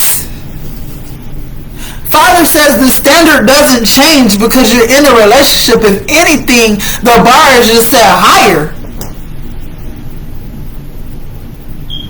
Because if you're expecting it, know what I'm saying, demanding it from a complete stranger, why wouldn't you demand it from someone who's claiming to love you or care about you? Or who has your best interest at heart, want to see you happy, etc. all know your life. Words by themselves mean nothing. Make them show you. And Father said that's how I need to handle these relationships, or you're always going to feel a sense of rejection because you're always going to be lacking. If I tell you I need more of your time, you know what I'm saying? And you're not giving it to me every time you got free time, you choose to do something else. You could choose to spend that time with me, but you choose to do something else. I'm going to feel starved. I need more attention. I need it. I'm a crazy. And if I can't get it from you, like, where am I getting it from? Most people if you can't get it from yourself, you go seek it somewhere else. And that's how cheating happens. And then instead of one problem, you got two. Know what I'm saying? Or you drive them to cheating. Know what I'm saying? Because you sitting up here and I need it. And you're not saying, putting no actions behind your words. You're just, I need it. But you're not changing any of your behaviors to demand it. So to them, it sounds like you nagging. Need. They be like, fuck this. Let me go over here and spend my time with a bitch who don't need my attention so much. Father said that's what's happening. It sounds crazy, but it's real. That's what people do. And he said you gotta put actions behind your words. Which brings us to this next point. 3 of Wands. Should I stay? Should I go? I don't know. Are you satisfied in the situation you're in? Person, place, thing, I don't know your life. Are you happy there? Are you fulfilled there? Is it enough? Is it? Because only you can truly answer those questions. And if it's not, are you going to continue to wait on it where you're at? Or are you going to go find it? How long has it been? Can you even afford to let them keep, can you even afford to keep waiting? Should you stay? Should you go? You don't know. Weigh the pros and cons. Are you getting more? Are you getting out of this what you're putting into it? At least, because that's the bare minimum. Bare minimum. You have to at least be doing what I'm doing. Are they?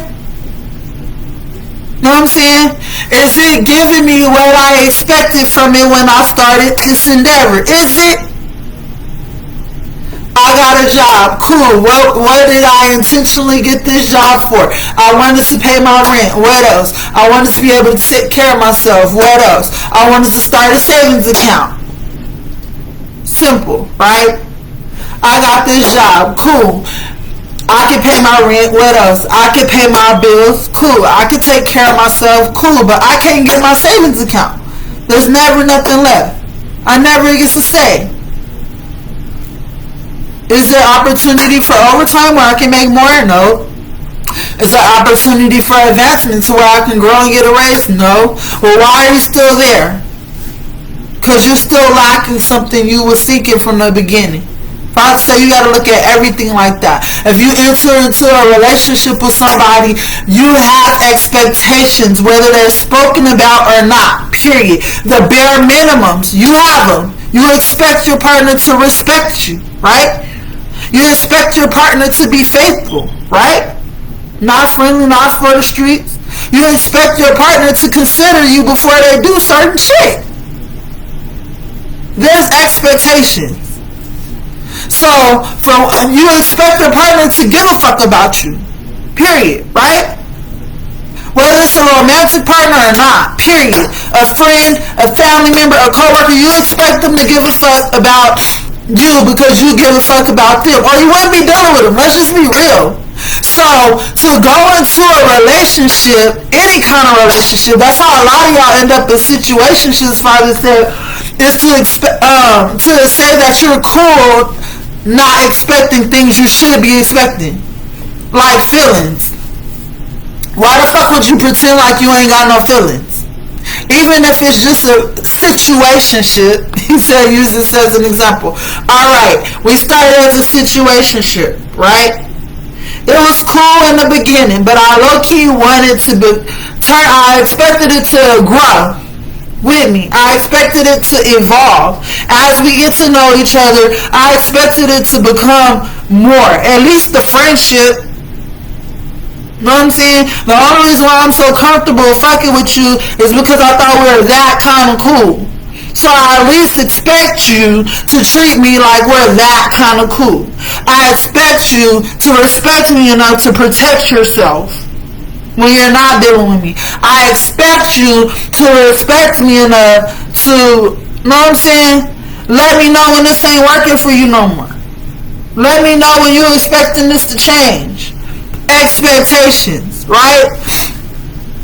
When you catch feelings, I expect you to tell me. Just like we agreed to get into this, I expect us to have a conversation when one of us is ready to get out. Even in situationships, my point is there's expectations, whether they're spoken on or not. So don't agree to something that you're not cool with, because you're setting the standard. So if you know you somebody who catches feelings when you start dealing with people on a certain level, then don't say like you're cool with a relationship where ain't no feelings involved. If you expect, you know what I'm saying, A motherfucker, if y'all just fuck buddies and you expect the motherfucker to wear a condom every fucking time y'all smash, and he show up one day and he ain't got no condoms, or she show up one day and she ain't got no protection, then don't expect me to fuck with you. You feel me? Don't expect nothing from me, cause you didn't come with what we agreed upon. You feel me? If, know what I'm saying, if you want out of this, know what I'm saying, if we agreed we was gonna be, know what I'm saying, in this situationship, cause we're dating around, and you wanna get serious now, cause you like me more than everybody else you dealing with, know what I'm saying, I expect the conversation. Know what I'm saying? But I also expect, know what I'm saying, you to have your options open still. I gotta be cool with that, cause that was our agreement. So just cause I caught feelings or you caught feelings, don't fucking get mad at me if, know what I'm saying, I didn't catch your feelings back. Know what I'm saying? You wanna settle down, but I don't. That wasn't our agreement, so don't get mad at me when I call it quits and say it's over, cause you can't handle what we agreed upon no more. That don't make me the bad guy. I actually stuck to the expectations set. You feel me? There is expectations. No matter what kind of relationship you're dealing with. You know what I'm saying? If we're business partners, I expect you to hold up your end of the deal. I expect you to put in just as much effort as I'm putting in to make sure this shit keep working. Or what the fuck we're partners for? If I gotta do all the investing, all the footwork, all the networking, know what I'm saying, all the recouping, regenerating shit by myself, what the fuck we partners for? Don't look at me like I'm crazy or like I'm switching up when I want out, because you're not holding up your end of the deal. And Father is saying a lot of y'all feel stuck and betrayed and let down and disappointed and heartbroken and etc. used, abused, unappreciated. I'm hearing words like that, etc. because you don't know when to get out. Long story short, should I stay? Should I go? I don't know. Yes, you do. Father saying that I don't know is a fucking lie. Yes, you do. You know when to go. It's time to go when it no longer satisfies you. It's time to go when it no longer feels good. Consistently. Father says it's time to go when it's no longer consistent. If you started out doing something, know what I'm saying, that I expect you to keep doing, once you stop doing it, it's time to go. Or vice versa. If you're not doing something, I expected you from the very beginning to never fucking do that. Once you start doing it, it's time to go. Period. And then there's deal breakers, right? Some people have those in terms of, should I stay, should I go? If my deal breaker is, know what I'm saying, I just gotta be able to trust you. I don't give a fuck what you do. As long as you always talk to me, tell me the truth. Because if I can't trust you, we ain't shit. As long as I can trust you, sky's the limit. Open relationship, right? Fuck it. Open relationship, right? The moment you do something to break my trust to where I gotta question and worry and guess and wonder about what the fuck you doing on the other end behind my back, it's time to go. You feel me?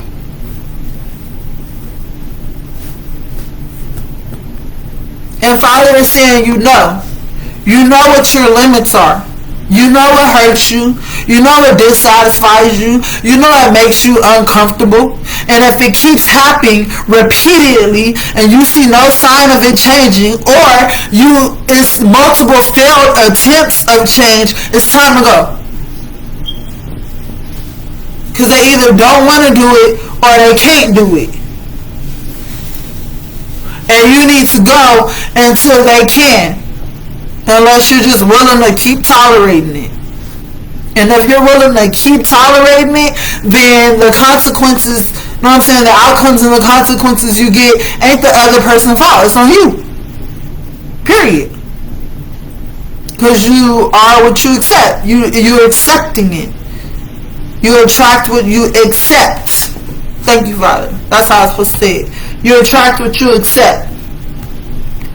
Because the door works both ways. And he said people get feelings and emotions and time investment and all these confirmation biases that y'all put in place to protect yourself as reasons. Know what I'm saying? Just like people got excuses of why, know what I'm saying, they stay. People make excuses when it's time to leave. People make excuses when it's time to leave too. People make excuses for leaving too. You know what I'm saying? And sometimes the truth is they left your ass because they didn't want to do the work. You was asking for something they could do and didn't want to, or they just flat out didn't have the capability to fucking do that shit. Or you're offering something they feel like they just don't even deserve. It's not worth fighting for it because they don't deserve it in the first place. Know what I'm saying? They healing just like you. And hurt people. And if you're doing the work to heal yourself and the other person not, then the hurt person gonna hurt you when you're trying to heal them. Because teamwork is just that. Teamwork. A relationship is just that. Relations between two people. And if not, your relationship is with yourself. Period. First and foremost. And most time people accept, know what I'm saying, things that they tolerate and accept things that they're uncomfortable with, and etc., because that's how you already treat yourself. You already shortchange yourself on a regular basis, even when you're not in a relationship. So when you get into a relationship, you do the same shit, because that's your normal. If I'm unhealthy before I get in a relationship and I don't do no work to heal myself to make myself healthy, that means I'm just going to be an unhealthy motherfucker in a relationship. A toxic motherfucker in a relationship. Broken motherfucker in a relationship. Know what I'm saying? There ain't nothing going to change about that relationship until I change the relationship I have with myself. Because it's a mindset, period. Which brings us to the final card, the Chariot.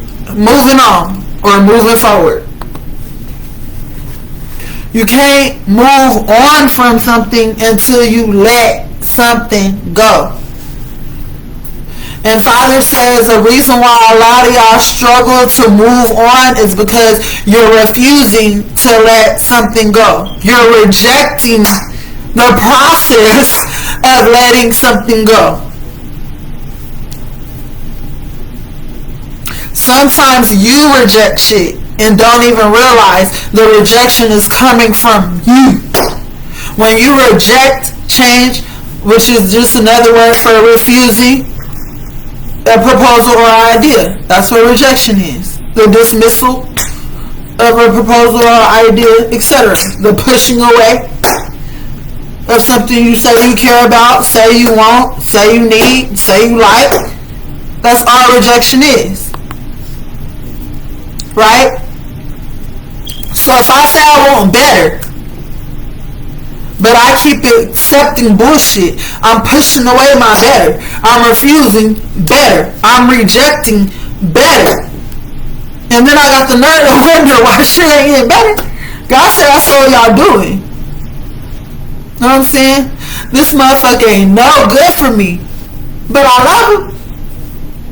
I got years invested in this. I put a lot of work into this. I'm expecting a return on my investment. He or she eventually is gonna reciprocate. They know what I need. They know what I want. They know what it is. They just not ready. And as soon as they're ready, they're going to give it to me. And Father is saying, you're pushing away your right now blessing while you're waiting on Him. You're refusing Know what I'm saying? What's to come. By holding on to something you already have that's not working. You're refusing your solution. You're rejecting it. You're dismissing it. You're dismissing your feelings like they don't matter. You're dismissing behavior that you don't agree with.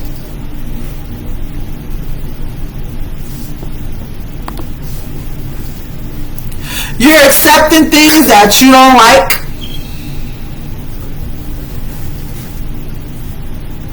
You're tolerating shit that hurts you.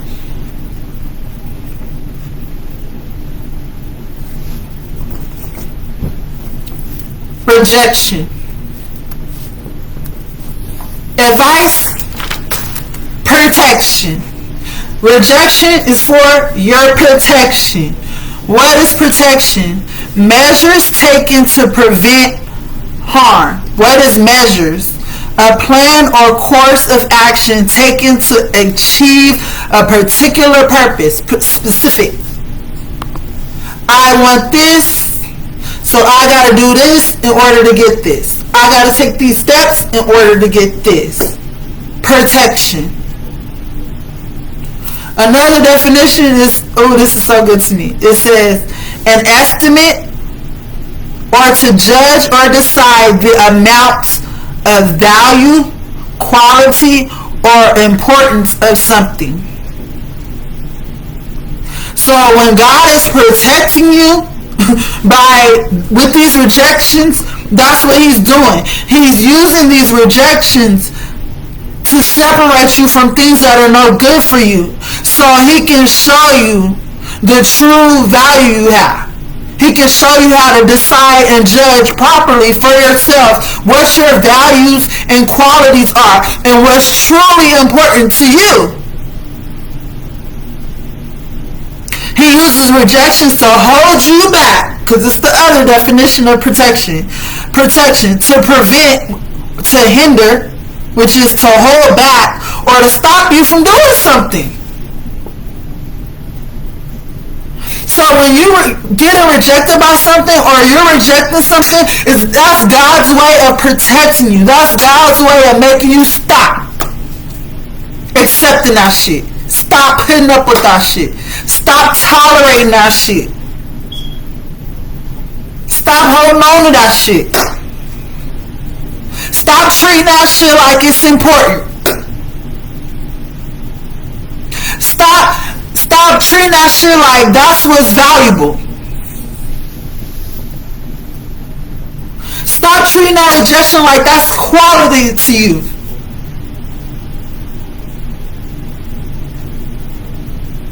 Stop treating that shit like you need it. Stop turning a blind eye and dismissing the fact that it's hurting you. What's harm? Pain or damage. Damage is harm caused to something or someone in such a way that it weakens its value, usefulness, or normal function. Bruh. Every time you put up with that shit, you telling the other person, I don't value myself as much as I should. It's okay for you to use me how I wasn't intended for you to use me. It's okay for this situation to be completely malfunctioning, not working. It's okay that it don't work. For me, it's okay it don't work for me as long as it's working for you. That's damage. That's the damage it does when you accept rejections. You say, I'm cool with malfunctioning. It's saying, I don't know my own value. What's value? A person's principles or standards of behavior. One's judgment of what's important in life. The attention or concern that you show for something. that is held to the standard of what you deserve, a measure of worth or usefulness. So every time you put up with these rejections, you're saying, know what I'm saying, I think your judgment is more important than mine. What you want is more important than what I want. Know what I'm saying? Your behaviors, how you doing shit right now, is more important than how I think you should behave towards me. Know what I'm saying? How you see me, what you deem is worthy, know what I'm saying? Whatever you say I'm good for, that's what I'm good for. Regardless of the truth. Your definition, your measure of worthiness and usefulness of me is what it is. That's what you telling the motherfucker when they reject you. And God saying protection is the opposite of that. Every time you get rejected by something, that's what I'm showing. That's what I'm showing you. This person doesn't value you for the right reasons. They're not cooperating with you. Know what I'm saying? Everybody gets used. You're supposed to be useful to me. I'm supposed to be useful to you. But in positive ways. Know what I'm saying? Because usefulness, let's get into this, because this word blew my fucking mind. Okay? Because for one, usefulness is you can use it to do something or to help you in some way. Right? The main goal in you being useful is to help. So when you're feeling used, when you let somebody misuse you, the adjectives that got on this word, you're giving them permission. Permission to handle you in this nature. The adjectives that goes along with being useful, it says to be able to use something advantageously, beneficially, or for several purposes. Being helpful, serviceable, informal, commendable, or capable. That's the whole purpose of using somebody. You're supposed to be helpful in those manners. But when you're letting somebody misuse you advantageously, you're telling them, I give you permission to have the upper hand in my life. I choose to be useful to you by making you successful, more successful than me.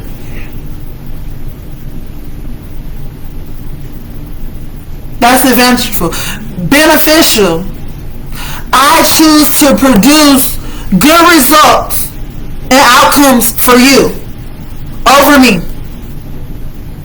Instead of producing good results and being helpful and having good outcomes for me, I choose to give that to you. I choose to be beneficial to you. Serviceable. This one blew my mind. Serviceable. I choose to be built to last rather than attractive. You ain't gotta like me. I'm just here to make things work. Period. Serviceable.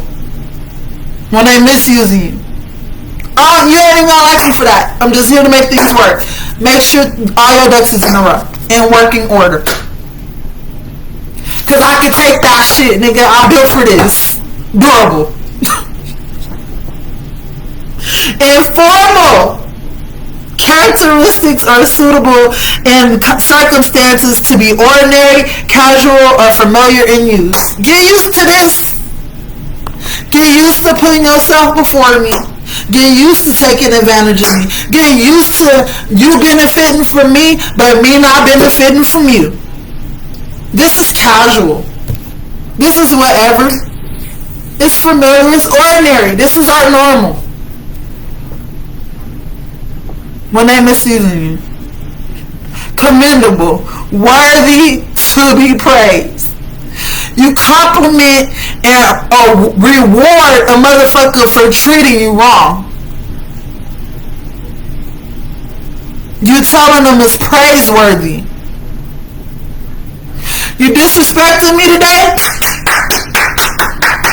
Good job. You treated me like I wasn't shit today. Good job.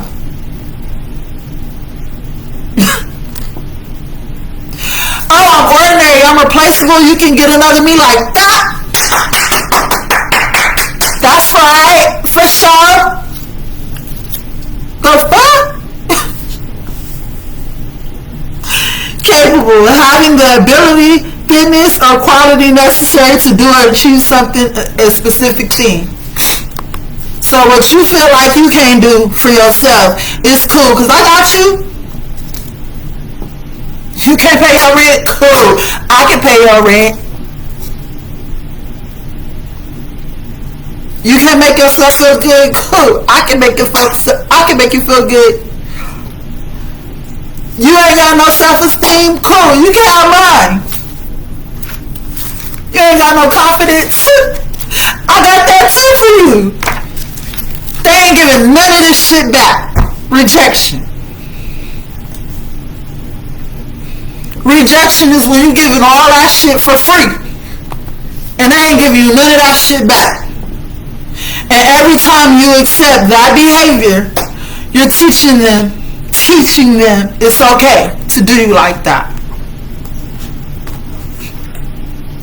And if I just gotta read the cards for what that is in order, if you tired of that shit happening, you tired of living your life in them kind of circles, you tired of seeing them kind of patterns in your relationships and your endeavors, your goals, you have to change your way of thinking. Not just about things, but about your motherfucking self.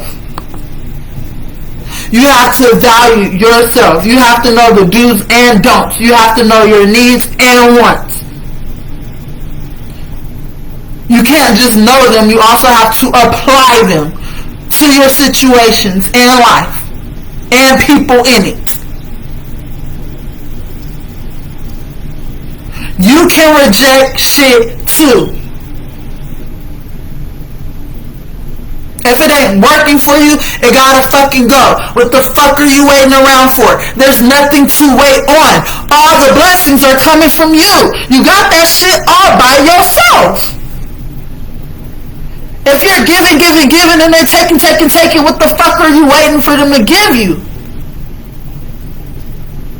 They're not there because they plotting on giving you something. They're there to see what else they can take.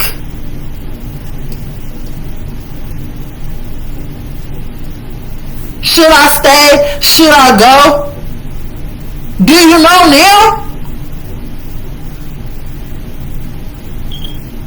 How much work do you say you have? How much value do you say you have? How important do you think you are?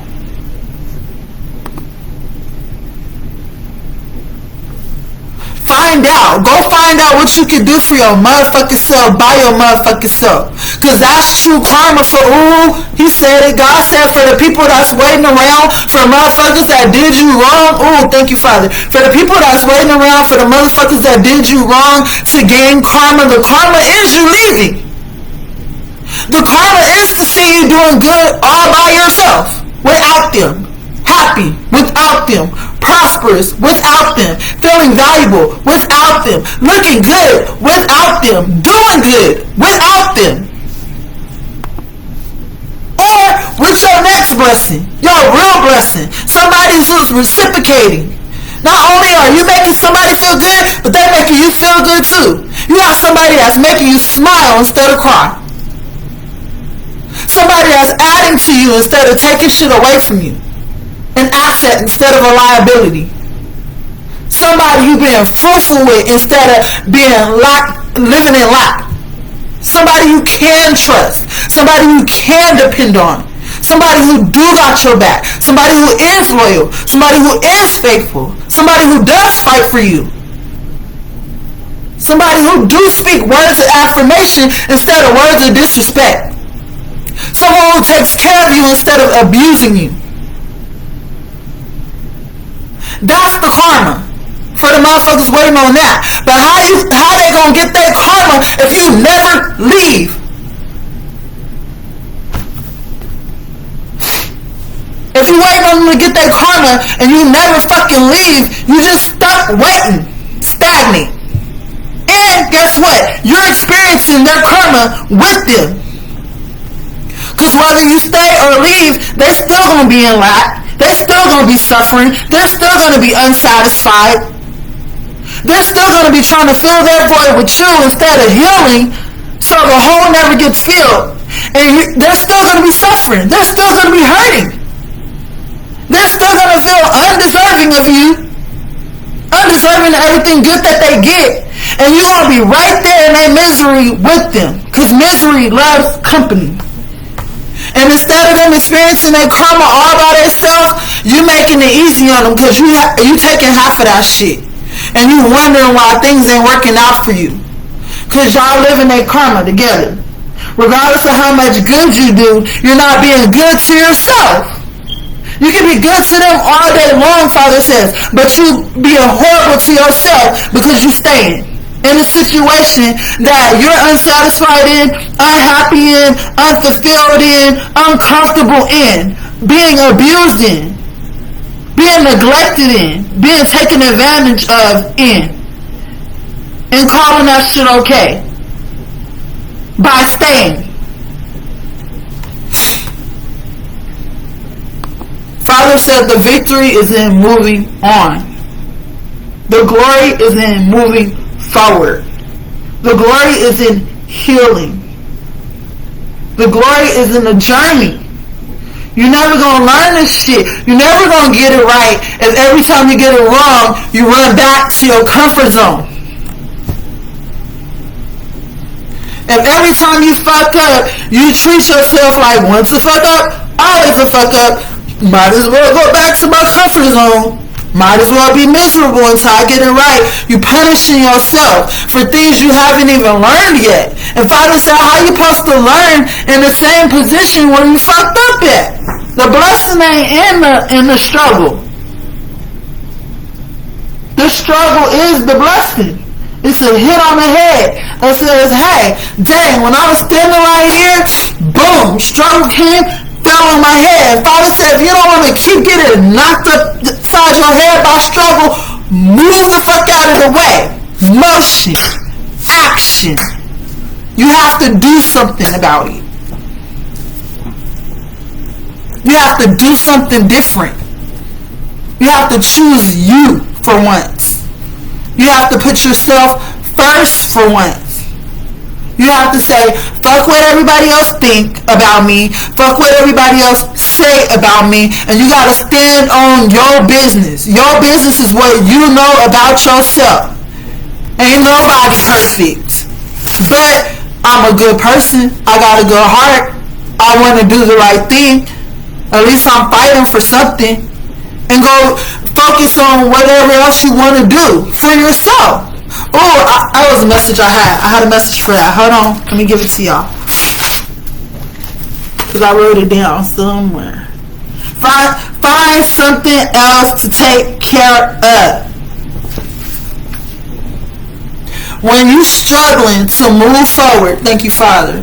When you're struggling to move forward and to move on, when you actually find the courage to fucking leave, but once you leave, you realize it's hard as fuck to stay going, and you gotta fight your thoughts, you gotta fight your emotions, you gotta fight your past experiences, you gotta fight your good memories, you gotta fight all the shit that's tempting you to go back. And you saying, I don't know if I can do this. It's harder to leave than it is to stay. What the fuck am I supposed to do when it's harder to leave than it is to stay? And Father said, find something else to care about.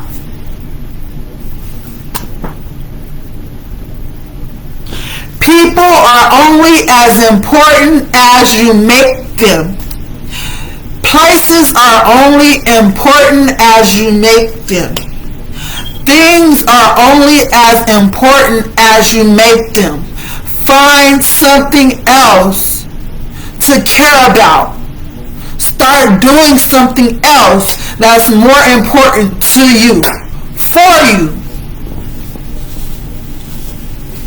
Distract yourself with your purpose, a different purpose, a healthy purpose.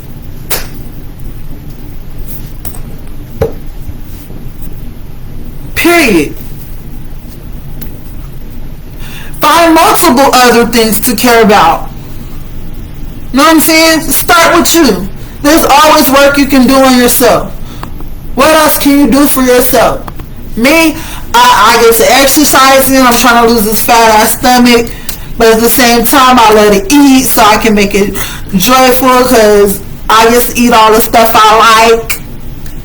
Know what I'm saying? To gain weight, cook my favorite meals, do my hair, make myself feel beautiful, make myself feel valuable. What does it take to make you feel valuable?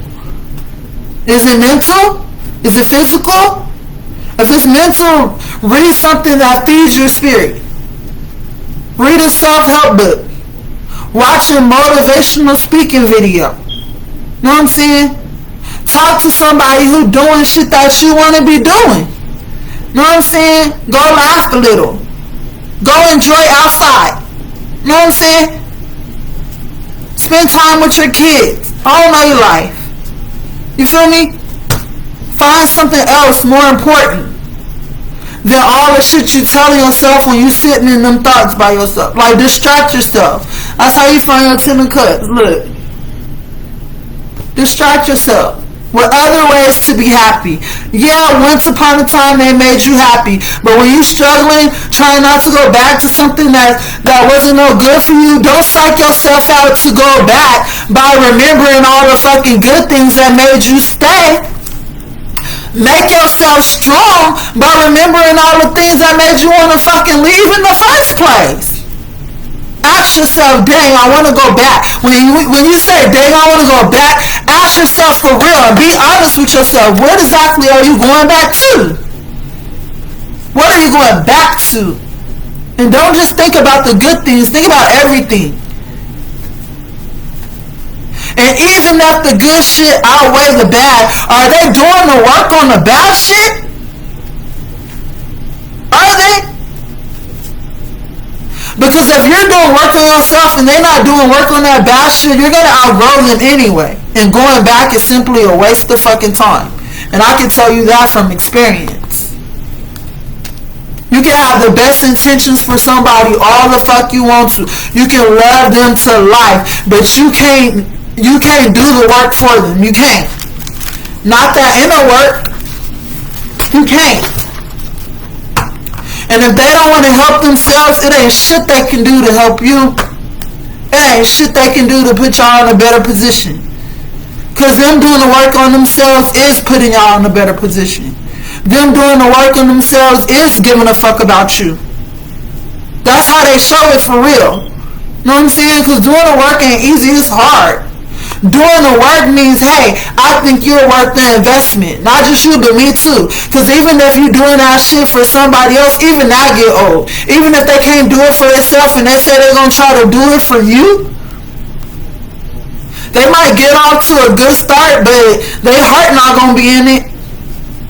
They're not going to truly believe they can accomplish that shit. And anytime they get frustrated and tired, know what I'm saying, and discouraged, it's going to be your fault because they doing it for you. And that is not a victory. That's going to cause more pain and give you more baggage. So sometimes walking away is the work. Because guess what? When you leave, as much as you sitting in your own thoughts, battling them thoughts, guess what? They are too. They finally got the time to sit in their thoughts. You're not there to do shit for them no more. You're not there to distract them no more. And guess what? Even if they go out and try to distract themselves with something or something else, if it's not good, if it don't add up to the value, to the quality, to the purpose and shit you are bringing to their life, they gonna miss the fuck out of you. It's gonna look like everything going bad without you. You can't replace good with bad and be comfortable. You can't. That's the whole reason why people want to change in the first place, because it's uncomfortable. The shit you doing, the shit you accepting, the way you acting, deep down inside, your true heart is uncomfortable. You don't like yourself because you don't like the shit you doing. You don't like the shit you accepting. You tired and you ready to unlearn some shit. Because just like you learn some shit, you gotta unlearn some shit first. And then unlearning shit, that shit hard. That dark night of the soul shit, that midlife crisis shit, it's all kind of names for it. Excuse the language, get the message. That work is not easy, but it's worth it. You're worth it. And you're capable. And I'm praying for y'all. And I feel like that's everything. And this has been part 1 of my series, Rejection versus Protection. So the next time you feel rejected by something, don't just look at the who. Don't look at the what. Look at the why. Instead of saying, dang, I feel rejected by this, saying, God, what are you protecting me for? What are you protecting me from? What is this my protection from? Know what I'm saying? What am I refusing to see? What am I dismissing that I'm supposed to be paying attention to? Know what I'm saying? What are the red flags that I'm ignoring? Know what I'm saying? What's the pattern I ain't broke yet that I'm supposed to be breaking?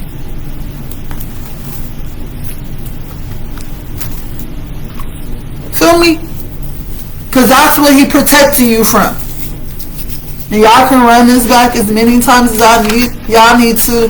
I hope this helped y'all. If it didn't help y'all, I hope it at least didn't hurt y'all. And my next topic of discussion for series 2 will be projection. Is provoking. Projection is provoking. Thank you, Father. He fixed the title. Projection is provoking, and we're gonna dig into what that really means. Part 2 of this series. And what's today? Today Friday. I'm gonna try to get it to y'all by Sunday. Okay.